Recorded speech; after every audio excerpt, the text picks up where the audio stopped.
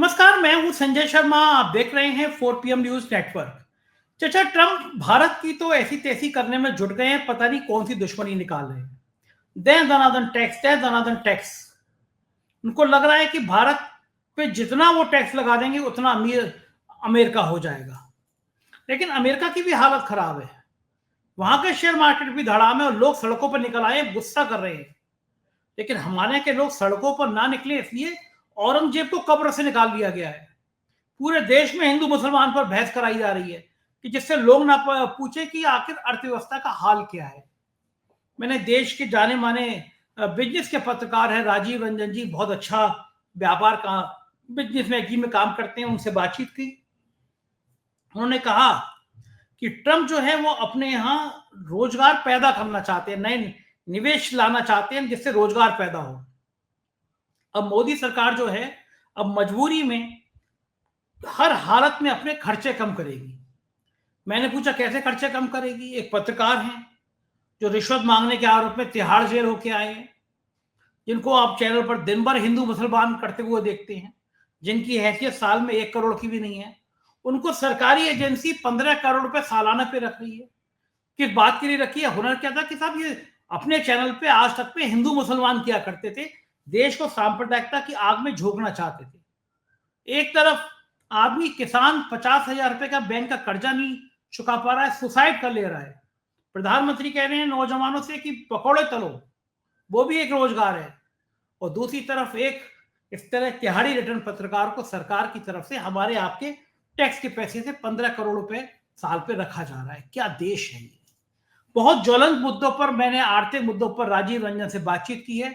आप पूरी सुनेंगे तो आपको मजा आएगा। चैनल को सब्सक्राइब करिए, ज्वाइन करिए और सुनिए राजीव रंजन की बातचीत। 4 PM न्यूज नेटवर्क में स्वागत है राजीव भाई आपका।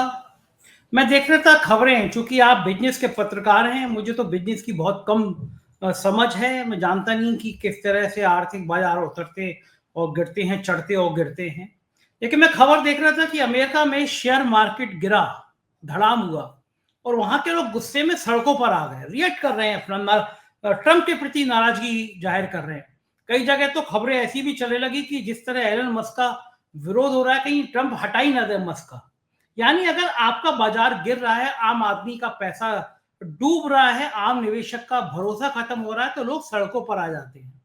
भारत में भी जब आपको याद होगा सरकार आई नहीं थी, चुनाव हो रहे थे, तब प्रधानमंत्री जी ने, अमित शाह जी ने कहा था कि झोरी भर भर के शेयर खरीदो भाई, शेयर मार्केट तो बहुत ऊपर जाने वाला है।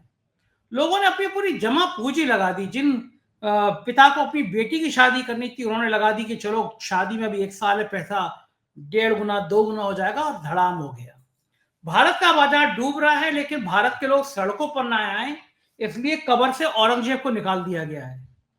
कहीं कोई और दूसरे मंदिर मस्जिद की खुदाई शुरू करा दी गई है कि लोग कहीं अमेरिका की तरह सवाल ना करें सरकार से कि आपकी कौन सी नीति है। आप तो 5 ट्रिलियन इकोनॉमी लेब बनाने जा रहे थे और हमारा आपने तबाह कर दिया, शेयर बाजार का यह हाल कर दिया, मार्केट तबाह हो रहा।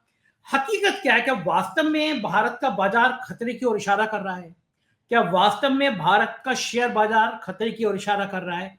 और इसका आम आदमी से, मध्यम वर्गीय परिवार से, गरीब आदमी पे इस तरह के आर्थिक विषमताओं का असर क्या पड़ता है?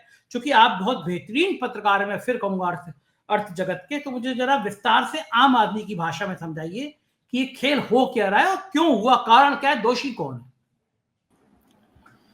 बहुत बढ़िया सवाल है संजय जी। देखिए, अर्थव्यवस्था जो है ये पूरा घूमता है, चक्र जो पहिया जो है इसका, वो चलता है 3-4 फैक्टर्स के ऊपर में। जो जीडीपी जो है, मैंने पहले भी आपके कार्यक्रम में बताया था कि कंजम्पशन जो है वो एक बहुत इंपॉर्टेंट क्रिटिकल पार्ट है जीडीपी का। दूसरा है इन्वेस्टमेंट जो कॉरपोरेट्स करते हैं। तीसरा है गवर्नमेंट एक्सपेंडिचर जो सरकार खर्चा करती है। और चौथा है एक्सपोर्ट माइनस इनपुट। ठीक है, तो अब हम बात करते हैं पहले क्रिटिकल पार्ट की, जो है कंजम्पशन। आपने कहा कि भारत की स्टॉक मार्केट में ऐसा क्या भूचाल आया है कि हम निरंतर इसमें गिरावट देख रहे हैं। बात सही है, सितंबर में 26,200 के ऊपर था निफ्टी, आज ये 22,900 के लेवल पे आ गया है, 23,000 के नीचे चला गया है। मार्केट गिरने का एक सबसे इंपॉर्टेंट जो कारण है, वो कारण ये है कि भारत में कंजम्पशन जो है वो नीचे आया है। नीचे आने का कारण ये है, मतलब जिस रफ्तार से बढ़ना चाहिए वो ग्रोथ का लेवल उतना फास्ट नहीं है, वो नीचे आया है ग्रोथ का लेवल। कारण ये है कि यहाँ पे भयानक रूप से बेरोजगारी बढ़ रही है और आर्टिफिशियल इंटेलिजेंस की व्यवस्था आ जाने से आईटी सेक्टर में जॉब्स जो हैं वो बहुत ही तेजी से घट रहे हैं। आपको पता है कि इंडिया का टैक्स पेइंग वर्ग का एक बहुत बड़ा वर्ग जो है वो आईटी वर्कर्स हैं। हमारे जो बच्चे कॉलेज से निकल के अलग अलग आईटी कंपनीज के लिए काम करते हैं, वो बहुत बड़ा एम्प्लॉयमेंट का भी एक सोर्स है आईटी, और जॉब्स भी प्रोवाइड करता है, टैक्स भी देते हैं, फॉर्मल इकोनॉमी में बहुत बड़ा कंट्रीब्यूशन है। तो ये आर्टिफिशियल इंटेलिजेंस की मार के कारण जो है आईटी सेक्टर में हमने देखा कि एक नौकरियों की बनने की जो प्रक्रिया है उसमें अवरोध खड़े हुए हैं। दूसरी चीज जो हुई है वो ये हुई है कि जब से ये सरकार आई है, नरेंद्र मोदी की सरकार, 2014 से लेके अभी तक कम से कम आप ये समझिए कि 1,60,00,000 लोग बेरोजगार हुए। ठीक है, ये फॉर्मल इनफॉर्मल इकोनॉमी दोनों मिला के मैं बोल रहा हूं। एक तरफ पॉपुलेशन बढ़ रही है, दूसरी तरफ रोजगार से जो है वो लोग बाहर हो रहे हैं। अब बाहर क्यों हो रहे हैं? पहली तो इनकी एकदम गलत नीति जो डिमोनेटाइजेशन इन्होंने किया 2016 में, जिसपे किसी भी तरीके का कोई भी आज तक पेपर नहीं आया जो ये बताया कि भाई डिमोनेटाइजेशन ने कैसे इंडियन इकोनॉमी को फायदा किया। मैसिव उसके कारण नुकसान हुआ है इनफॉर्मल इकोनॉमी को। तो डिमोनेटाइजेशन हुआ, फिर इन्होंने घटिया जीएसटी 5-5, 4, 6 दरें, अनेक तरीके की दरें लेके आए, जिससे पूरी अर्थव्यवस्था में कंफ्यूजन की स्थिति जो है बढ़ गई। और उसके बाद रहा सहा जो दम था वो पैंडेमिक ने खत्म कर दिया, और अब डोनाल्ड ट्रंप ने टैरिफ का न्यूक्लियर बम चला दिया। तो ये सारी चीजों के कारण में जो है हम देख रहे हैं कि कंजम्पशन हमारा डाउन हुआ है। दूसरा जो गवर्नमेंट एक्सपेंडिचर का पार्ट है, देखिए गवर्नमेंट का आपको जान के आश्चर्य होगा कि जो टारगेट गवर्नमेंट ने रखा था जीएसटी कलेक्शन का, उससे 40,000 करोड़ रुपए कम का कलेक्शन हुआ है ये जो फाइनेंशियल ईयर अभी क्लोज हुआ है। और उसके ऊपर से इन्होंने उसके ऊपर में और 12 से 13% का ग्रोथ नेक्स्ट ईयर के लिए जो है प्रोजेक्ट किया है। तो जब इसी साल का टारगेट आप पूरा नहीं कर पा रहे हो तो नेक्स्ट ईयर कैसे ऊपर आप लेके जाओगे? ठीक है, और उसके ऊपर जो 12 लाख तक की इनकम पे इन्होंने टैक्स फ्री कर दिए पैसे, तो उससे खुद ही गवर्नमेंट ने बताया कि 1,00,000 करोड़ रुपए कम जो है वो गवर्नमेंट की कमाई जो है 1,00,000 करोड़ से कम हो जाएगी, जो डायरेक्ट टैक्स कलेक्शन है। तो आने वाला जो समय है वो गवर्नमेंट की तरफ से भी एक सहारा मिले, ऐसा लगता हुआ दिख नहीं रहा है कि इकोनॉमी को गवर्नमेंट से सहारा मिले। गवर्नमेंट वैसे भी जो है अपना फिस्कल डेफिसिट कम कर रही है, मतलब गवर्नमेंट ने बोला कि हम खर्चा कम करेंगे अपने डेफिसिट को कम करने के लिए, तो गवर्नमेंट से भी सहारा नहीं मिल रहा।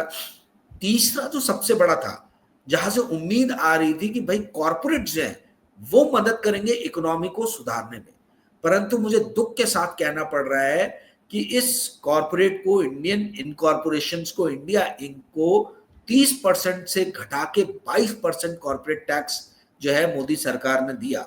उनके लिए कॉर्पोरेट टैक्स कम किया, परंतु ये कॉर्पोरेट टैक्स रोजगार सृजन में यूज नहीं हुआ। ये कॉर्पोरेट टैक्स नए प्रोडक्शन लाइन स्थापित करने में यूज नहीं हुआ। ये कॉर्पोरेट टैक्स ने प्रॉफिट को बढ़ाया और इन कंपनीज के मालिकों ने अपने आप को डिविडेंड देके और दूसरे शेयर होल्डर्स को डिविडेंड देके वो पैसे खर्च कर दिए। इनका पूरा का पूरा ध्यान था कि हम कैसे रिटर्न ऑन इक्विटी बढ़ाएं, हम अपने लिए पैसा कैसे बनाएं, इकोनॉमी को, देश को कैसे सुधारना है, बढ़ाना है, इससे इनको कोई मतलब नहीं। ये बोलते हैं हमारा काम नहीं है, सरकार का काम है। तो जब ये सरकार का काम है तो मुझे सरकार से पूछना है कि आप फिर कॉर्पोरेट को टैक्स कट क्यों कर रहे हैं, टैक्स में रियायतें क्यों दे रहे हो, सहूलियत किसी भी तरीके से आप क्यों दे रहे हो? तो ये एक सोचने की बात है। अब जो चौथा एक्सपोर्ट का था, जो सरकार बोल रही थी कि पहली बार ऐसा हुआ है कि इंडिया जो है $1 ट्रिलियन से ज्यादा का इंडिया ने एक्सपोर्ट किया है ना, टोटल ट्रेड हुआ है, ये इस तरीके की बातें हुई।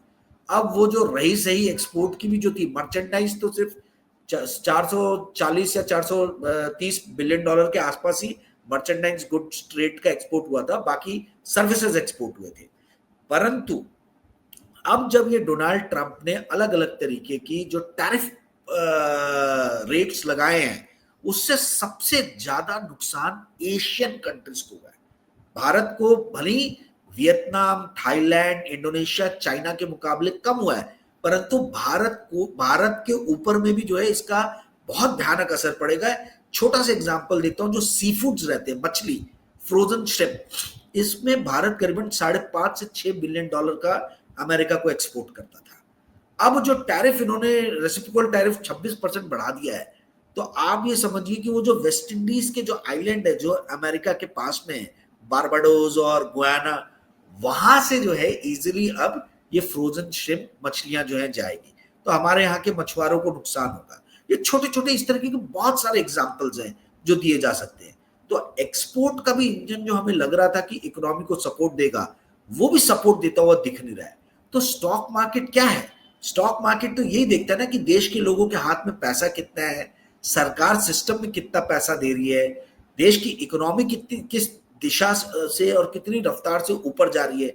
यदि ये सारी चीजें आपके फेवर में ना जाके आपके अगेंस्ट जाएगी तो मार्केट ऊपर कैसे जाएगा?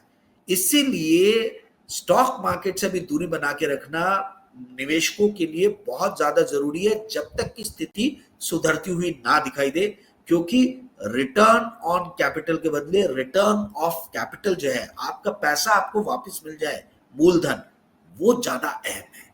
जी संजय जी, बिल्कुल ठीक कह रहे हैं। और आप कह रहे हैं कि सरकार अपने खर्चों में कटौती करेगी। आपके भूतपूर्व सहयोगी रहे हैं, आपके बॉस रहे हैं, जिन्होंने आपकी खबर चुरा ली थी, मैं चुराना कहूंगा, खबर चुरा ली थी और उसके बाद में वो उस खबर से 100 करोड़ रुपए रिश्वत मांगने पहुंच गए थे। ये बात अलग है कि उनका रिवर्स स्टिंग ऑपरेशन हो गया, वो तिहाड़ जेल हुआ है। सुना है कि उनको 15 करोड़ की नौकरी दी जा रही है, 15 करोड़ का कॉन्ट्रैक्ट दिया जा रहा है। तो ये पैसे सरकार कहीं घर से नहीं आएगी, किसी के चाचा जी और मामा, किसी मंत्री के मामा चाचा का खेत की फसल बेच के नहीं दी जाएगी। ये मेरे और आपके टैक्स से देश के एक ऐसे पत्रकार को जो रिश्वत मांगने के आरोप में तिहाड़ गया है, जिसके शो आज तक जैसे चैनल पर सांप्रदायिकता को बढ़ाते थे, नफरत किया कि आंधी चलाया करते थे, हर बार हर शो में हिंदू मुसलमान का झगड़ा लगाया करते थे, उस व्यक्ति को 15 करोड़ रुपए का कॉन्ट्रैक्ट, हर महीने 1 करोड़ सवा करोड़ से ज्यादा का कॉन्ट्रैक्ट। एक तरफ आदमी के पास खाने के पैसे नहीं है, किसान 50-50 हजार रुपए का लोन लिया था, नहीं दे पा रहा, आत्महत्या कर ले रहा है कि 50,000 रुपए नहीं है। देश में गरीबी के कारण यह आलम है कि हम लोग 80 करोड़ लोगों को 2 वक्त की रोटी दे रहे हैं, और एक ऐसे नफरती चैनल को के एंकर को जो तिहाड़ जेल गया, जो इतना बदनाम रहा, जिसकी वजह से एक शिक्षिका की हत्या होते होते बची गलत खबर पे, उसको 15 करोड़ का पैकेज। ये सरकार क्या खर्चे इसी तरह कम करेगी? बहुत ही आपने अच्छा कोरली स्थापित किया। देखिए, ये जो भी बच्चे जो पत्रकार बनना चाहते हैं और जो आज ये 4 PM का एपिसोड देख रहे हैं, ये इन सब के लिए एक तरीके का उदाहरण है कि इस देश की पत्रकारिता कहाँ जा रही है। जिस तरीके से आप देखिए, मतलब हमने बचपन से ये सुना था कि ईमानदारी से काम करो, और जो जितना बेईमान है वो उतना ऊपर जाता हुआ यदि आपको नजर आए तो आपको कैसा फील होगा। तो ये देश की पत्रकारिता किस दिशा में जा रही है, गटर पत्रकारिता किस तरीके से ऊपर बढ़ रही है, ये इसका उत्कृष्ट उदाहरण है।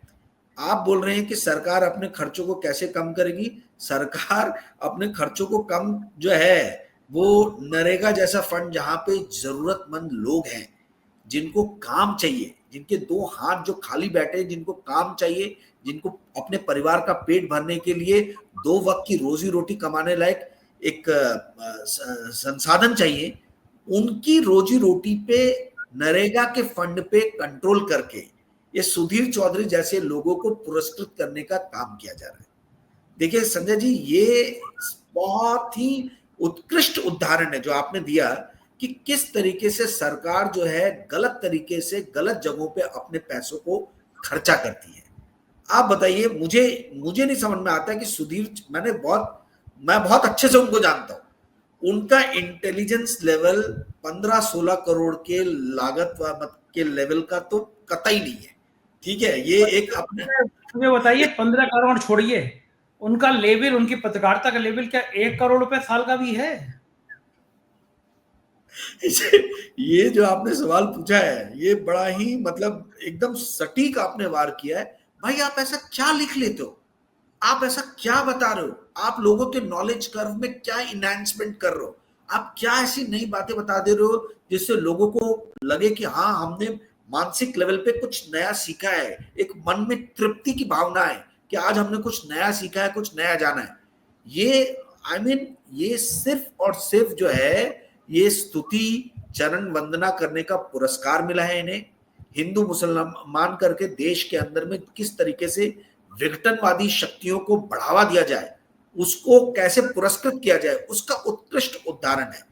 मुझे बड़े दुख के साथ कहना पड़ रहा है संजय जी कि इस देश की पत्रकारिता और ये देश एकदम गलत दिशा में बढ़ चला है। जो ईमानदार लोग हैं, जो लोग डिजर्व करते हैं, वो तो हाशिए पे पटक दिए गए, उनको कोई पूछ नहीं रहा है। और जो लोग आई मीन जिन लोगों को बाहर क्लर्क की भी नौकरी ना मिले, वो लोग आज बॉसेस बन के जो हैं बड़े बड़े मीडिया संस्थानों में एडिटर बन के जो है अपने नीचे कई टैलेंटेड लोगों के करियर को दबा रहे हैं, तहस कर रहे हैं, नष्ट कर रहे हैं। अब ये एक क्या बोले जाए दुखद स्थिति है। इस पे और ज्यादा क्या बोलूं मैं, मेरा मन बहुत दुखी है। जो आपने सवाल किया इस पे किसी भी तरीके से कहना बहुत मुझे दुख प्रतीत फील हो रहा है। जी संजय। राजीव जी, वो लाइनें आनेंगी, अगर मैं कुछ पल को बेजमीर हो जाता, यकीन मानिए कब का वजीर हो जाता। अगर सत्ता की चाकरी में कर रहे होते तो ना जाने कितने लोगों को क्या क्या मिल जाता। लेकिन हमारी असली ताकत जनता है, हमारी असली ताकत प्यार है। इसीलिए इस महीने की जो रैंकिंग आई है उसमें फिर 4PM नंबर 1 है। तो ये हमारी सबसे बड़ी दौलत है, यही हमारी सबसे बड़ी ताकत है। मैं ये पूछना चाहता हूँ राजीव भाई कि अमेरिका तो सब पे टैक्स लगा दे रहा है।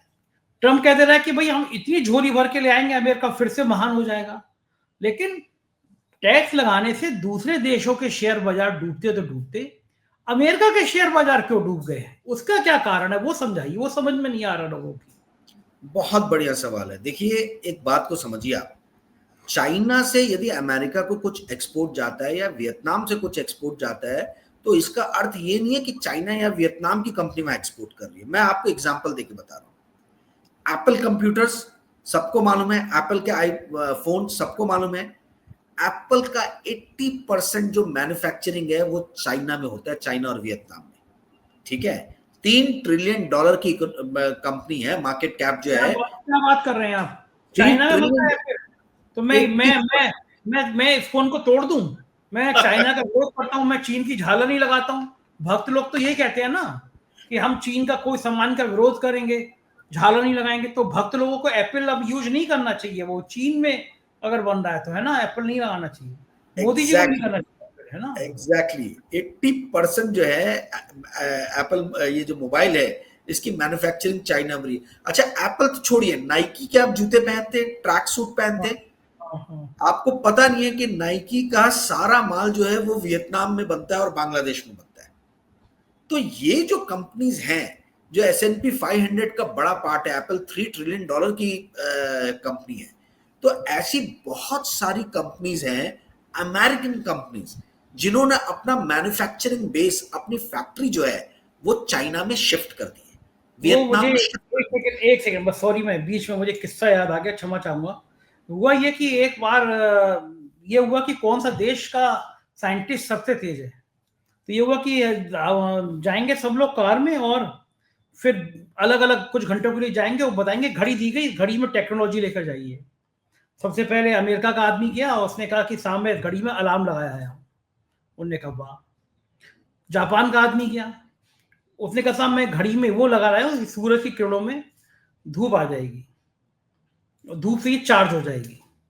भारत का आदमी गया, लौट के आया, बोले घड़ी में तो कुछ चेंज नहीं दिख रहा। बोले पीछे देखिए, मैं मेड इन इंडिया लिखाया है उससे। तो हमारे साहब जो हैं वो मेड इन इंडिया कहते रहे। सरदार वल्लभ भाई पटेल की जो प्रतिमा बनी है गुजरात में, वहां भी चाइनीज काम करेंगे, मेट्रो में भी चाइनीज काम करेंगे, और भक्त लोग कहेंगे कि चाइनीज झालर मत लगाओ वरना देश खतरे में पड़ जाएगा। तो मैं आपकी बात को, मैंने सॉरी बीच में रोका, आप कंटिन्यू करिए अपनी बात। नहीं, बहुत बढ़िया हमने ये बहुत बढ़िया जो है सटीक आपने बात कही। देखिए जो 40% एक्सपोर्ट चाइना से अमेरिका को होता है वो अमेरिकन कंपनीज ही करती हैं। ये बात कोई बाहर बताता नहीं है। 40% जो एक्सपोर्ट जो चाइना से हो रहा है वो चाइनीज कंपनीज अमेरिका को नहीं कर रही है, अमेरिकन कंपनीज ही अमेरिका को कर रही हैं। तो वो एक हाथ से दे रही है और दूसरे हाथ से ले रही है। तो ये बात कोई नहीं बताता कि डोनाल्ड ट्रंप ने टैरिफ जो है कोई चाइना को पनिश करने के लिए या वियतनाम को पनिश करने के लिए नहीं लगाया। उन्होंने वो सारी कंपनीज को पनिश किया है जिनको बार बार, जिनसे इन्होंने आग्रह किया कि आप लोग वापस आके अमेरिका में अपनी फैक्ट्री सेटअप कीजिए। परंतु इन कंपनीज ने ट्रंप की बात को सुना नहीं, क्योंकि अमेरिका में लेबर कॉस्ट बहुत ज्यादा है और जो ट्रंप यानी सैलरीज देने में बहुत पैसे जाएंगे, ये सोच के वो जहां कम सैलरी देनी पड़ रही है उन कंट्रीज में उन्होंने मैन्युफैक्चरिंग बेस जो है वो शुरू करना, वो लगाना शुरू किया। संजय जी, आपको जान के आश्चर्य होगा 2001 में चाइना डब्ल्यूटीओ में घुसा, ठीक है, और 2000 से लेके 2024 के बीच में $15 ट्रिलियन का करंट अकाउंट डेफिसिट अमेरिका का, ट्रेड डेफिसिट अमेरिका कर रहा है पूरे रेस्ट ऑफ द वर्ल्ड के साथ में। और इसमें से 50% सिर्फ इस कारण से रहा है कि अमेरिका की कंपनी जो है उन्होंने बाहर जाके अपने मैन्युफैक्चरिंग बेसिस को लगाया, उन्होंने अपनी फैक्ट्रीज अमेरिका में ना लगा के बाहर किया। तो ट्रंप का कहना यह है कि भाई आप मेरे देश के लोगों से पैसा कमा रहे हो, आप अमेरिका के कंज्यूमर से कमा रहे हो, तो आप क्यों बाहर जाके नौकरियां क्रिएट कर रहे हो, आप पहले अमेरिका में नौकरी क्रिएट करो। तो ट्रंप इंडिया के लिए बुरे हो सकते हैं, चाइना के लिए बुरे हो सकते हैं, वियतनाम के लिए बुरे हो सकते हैं, परंतु वो अमेरिका में रोजगार क्रिएट करने के लिए जो है वो पूरा का पूरा प्रयास कर रहे हैं। अब आते हैं स्टॉक मार्केट की बात। स्टॉक मार्केट जो है, इस बात को सारे लोगों को ध्यान से सुनना चाहिए और समझना चाहिए। मेरे प्यारे 4PM के दर्शकों, इस बात को कोई नहीं बताएगा। स्टॉक मार्केट अच्छा ऊपर जाता है इसका मतलब ये नहीं है कि इकोनॉमी ऊपर जाती है। पेंडेमिक के टाइम में आपने देखा कि मार्केट ऊपर गया कोविड के टाइम में, परंतु उस टाइम में पूरे वर्ल्ड ओवर इकोनॉमी नीचे चली गई थी। ऐसी ग्रेट फाइनेंशियल क्राइसिस 2008 में मार्केट जम के गिरा था, परंतु क्वांटिटेटिव ईजिंग चूंकि बेन बर्नांकी ने किया तो वर्ल्ड ओवर मार्केट ऊपर गया। तो स्टॉक मार्केट सिर्फ इकोनॉमी के भरोसे नहीं चलता है, लिक्विडिटी कितनी मार्केट में है ये दूसरा इंपॉर्टेंट फैक्टर है स्टॉक मार्केट को भगाने के लिए। अब हो ये रहा है कि जो अमेरिका का मार्केट गिर रहा है वो इस कारण से गिर रहा है क्योंकि उनको ये दिख रहा है कि अमेरिका की जो बड़ी बड़ी कंपनीज हैं जिन्होंने चाइना में, वियतनाम में, थाईलैंड में, इंडोनेशिया में, इंडिया में अपनी फैक्ट्रीज लगाई हैं, उन कंपनीज के ऊपर में, उनकी बॉटम लाइन के ऊपर में बहुत बुरा इफेक्ट पड़ेगा ये टैरिफ के कारण, क्योंकि उनके प्रोडक्ट जो है वो महंगे हो जाएंगे तो लोग कम वो प्रोडक्ट को खरीदेंगे। तो चूंकि उनके बॉटम लाइन, उनके प्रॉफिट पे असर पड़ेगा अमेरिकन कंपनीज के, एप्पल जैसी, नाइकी जैसी, इसीलिए स्टॉक मार्केट ने नेगेटिवली रिएक्ट किया है और स्टॉक मार्केट नीचे गिरा है। देखिए, ट्रंप का ये मानना है और उनके पूरे जो मेक अमेरिका ग्रेट अगेन के जो सपोर्टर्स हैं उनका ये मानना है कि कोई भी राष्ट्र जो है वो उपभोग करके, कंज्यूम करके ग्रेट नहीं बनता है। कोई भी राष्ट्र ग्रेट बनता है, महान बनता है उत्पादन करके। इसलिए आप देखिए कि ब्रिटेन जो महाशक्ति थी 18वीं 19वीं शताब्दी में, वो production centre, main production centre थी। जर्मनी जो छोटे टाइम में बहुत तेजी से उभरा था, जर्मनी मेन प्रोडक्शन सेंटर बना था। जापान जब उभरा था तो जापान मेन प्रोडक्शन सेंटर बना था।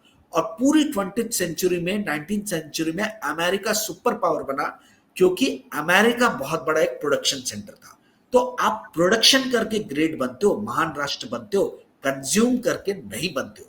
और अमेरिका में डोनाल्ड ट्रंप वापस से प्रोडक्शन लाके उसको ग्रेट बनाना चाहते हैं, ये उनकी ओवरऑल थिंकिंग है। मैंने अपने चैनल पे भी करंट अनप्लग्ड बाय राजीव पे 2 दिन पहले बहुत विस्तृत रूप से इस चीज के ऊपर में बताया था कि क्या कारण है, क्यों जो है वो डोनाल्ड ट्रंप ने जो है ये टैरिफ लगाया है। ये टैरिफ को लोग जो है सिर्फ अपने देश के दृष्टिकोण से देख रहे हैं, परंतु यदि हम ट्रंप के दृष्टिकोण से देखें तो वो किसी भी तरीके से गलत नहीं है। वो प्रोडक्शन फैसिलिटीज वापस से अमेरिका में लाना चाहते हैं, वो जॉब्स वापस से अमेरिका में लाना चाहते हैं। और ये बात सही है कि इसका नकारात्मक प्रभाव इंडिया पे, चाइना पे, वियतनाम पे, थाईलैंड पे, इंडोनेशिया पे, सभी मुल्कों पे पड़ेगा। एशियन कंट्रीज पे सबसे ज्यादा पड़ेगा। वियतनाम का 30% एक्सपोर्ट जो है वो अकेला इसको जाता है, अमेरिका को जाता है। इसी तरीके से टोटल जो एशिया का एक्सपोर्ट है वो 15% एक्सपोर्ट जो है यूएसए को जाता है। तो ये बहुत बड़ी संख्या, मतलब मात्रा है। इसका बहुत नकारात्मक प्रभाव जो है इस सारी इकोनॉमीज पे पड़ने वाला है। जी संजय जी। ये कह रहे हैं, आप कह रहे हैं कि ट्रम्प वहां के लिए रोजगार पैदा कर रहे हैं। हमारे प्रधानमंत्री भी पीछे नहीं है, उन्होंने कहा है कि पकौड़े तलना भी रोजगार होता है, तो बेरोजगार मत रहो, पकौड़े तलो। एक आखिरी सवाल, जब प्रधानमंत्री कह रहे हैं कि देश में इतनी बढ़िया इकोनॉमी चल रही है, तो भारत छोड़ के जाने वालों की संख्या लगातार बढ़ क्यों रही है? और भारत छोड़ के जो लोग जा रहे हैं वो गरीब नहीं है, वो बहुत पैसे वाले हैं। तो पैसे वाले देश छोड़ छोड़ के भाग क्यों रहे हैं, क्या कारण है? पहली बात तो भारत की इकोनॉमी कोई बहुत अच्छी नहीं चल रही है। जो भी बोल रहा है झूठी बात बोल रहे हैं, ये रिलेटिव बात बोल रहे हैं। ये बोल रहे हैं कि भाई वर्ल्ड ओवर में दूसरी कंट्रीज 1% 2% से ग्रो कर रही है, हम लोग 6% से ग्रो कर रहे हैं, तो हमारी इकोनॉमी बहुत अच्छी चल रही है। परंतु किसी भी तरीके से 7.5-8% से यदि भारत की इकोनॉमी उससे कम से ग्रो होती है, तो इसका मतलब है कि इकोनॉमी अच्छे से नहीं चल रही है। देश की जनसंख्या इतनी ज्यादा है कि 5% 6% का ग्रोथ तो यहाँ जनसंख्या के ही बेसिस पे मिल जाएगा। 140 करोड़ हाथ, मतलब 280 करोड़ हाथ जो है वो यदि काम करेंगे, काम ढूंढेंगे, तो स्वाभाविक सी बात है कि इकोनॉमिक एक्टिविटी जो है वो काफी होगी। परंतु ये इकोनॉमिक एक्टिविटी जो है वो इतनी ज्यादा नहीं है कि जो देश में 1 करोड़ युवा हर साल रोजगार में, एम्प्लॉयमेंट मार्केट में आ रहे हैं, उनको जॉब दे पाए। 80 लाख से 1 करोड़, वो उस हिसाब से इकोनॉमी हमारी ग्रो नहीं हो पा रही है। तो ये पहली बात, ये कहना कि इकोनॉमी ग्रो हो रही है, ये गलत है। हाँ, इकोनॉमी के अंदर में कुछ अंग हैं जो काफी तेजी से ग्रो हो रहे हैं, जैसे अदानी, जैसे अंबानी, जैसे बिरला, ये जो कॉर्पोरेट्स हैं जैसे टाटा, इनको फायदा हुआ है। जो फॉर्मल इकोनॉमी में जो बड़े बड़े कॉन्ग्लोमरेट हैं, बिजनेस हाउसेस हैं, इनके प्रॉफिट्स बढ़े हैं। निफ्टी 500 कंपनीज के प्रॉफिट रिकॉर्ड हाई बढ़े हैं। परंतु जो आम आदमी है और जो आम, मतलब इस देश का करदाता है, काम करने वाला व्यक्ति है, उसके लिए किसी भी हाल में जो है इकोनॉमी में ग्रोथ नहीं हुआ है। पूरी इकोनॉमी, जहां पे पहले जॉब एम्प्लॉयमेंट गारंटी रहती थी, वो पूरी इकोनॉमी जो है इनफॉर्मल गिग इकोनॉमी में कन्वर्ट हो गई है। आज सबसे ज्यादा एम्प्लॉयमेंट क्रिएट करने वाले कौन सी कंपनीज है? जोमैटो, उबर, ओला, यानी मतलब इस तरीके की कंपनी जो एकदम लो लेबर कॉस्ट जो है उसको ले लिया। पीयूष गोयल खुद बोल रहे हैं, पीयूष गोयल ने खुद 3 दिन पहले स्टेटमेंट दिया है कि भैया ये जेप्टो और ये जितनी क्विक कॉमर्स कंपनीज हैं, ये भारत के कम लेबर कॉस्ट का फायदा ना उठाए। भाई साहब, सत्ता में तो आप हो, आप पहले ये बताओ कि ये चीप लेबर इंडिया में हो क्यों रहा है? आप जॉब्स नहीं प्रोवाइड कर पा रहे हो, इसीलिए तो इतने सारे लोग जो हैं वो 10,000 8,000 की नौकरी करने के लिए तैयार हैं, वो डिलीवरी बॉय जोमेटो में, स्विगी में बनने के लिए तैयार है। इसका मतलब है कि आपकी नीतियां कहीं गलत हो रही है। आप उन नीतियों के ऊपर में इंट्रोस्पेक्शन कीजिए कि कहां गलती हो रही है और क्यों ये इकोनॉमी के अंदर में इतनी ऊर्जा नहीं है कि वो एम्प्लॉयमेंट क्रिएट कर सके। ये पॉलिसी मेकर्स के सोचने का एक बहुत ही ज्यादा इंपॉर्टेंट जो है ये अंग होना चाहिए, ना कि पीयूष गोयल टाइप की सबको आप क्रिटिसाइज ही करते रहो। पीयूष गोयल जैसे नेता सिर्फ सबको क्रिटिसाइज करते हैं, अपने एक्शंस को कभी भी इंट्रोस्पेक्ट नहीं करते कि वो कहां गलत हो रहे हैं। तो आपने जो सवाल किया कि इंडियन इकोनॉमी बहुत अच्छी जा रही है और रईस लोग भाग रहे हैं, रईस लोग इसलिए भाग रहे हैं क्योंकि उनको पता है कि इस इकोनॉमी में ज्यादा ऊर्जा नहीं बची है। और जिस दिन जनता सड़कों पे आ गई तो सरकार का नुकसान तो होगा ही होगा, पर जिनके पास में संसाधन है उनके भी घर लूटे जाएंगे। तो वो इस डर, इस भय से इस देश से बाहर निकल रहे हैं। जी संजय जी, बिल्कुल ठीक कह रहे हैं। बहुत बहुत शुक्रिया राजीव भाई, आपने इतनी सारी बातें बताई विस्तार के साथ, धन्यवाद, थैंक यू। ये थे राजीव रंजन जी, और मुझे यकीन है ये बातचीत आपको पसंद आई होगी। अगर पसंद आई हो तो अपने प्यार भरे कमेंट से जरूर बताइएगा कि कैसी लगी बातचीत, कैसा लगा माहौल। शुक्रिया, थैंक यू।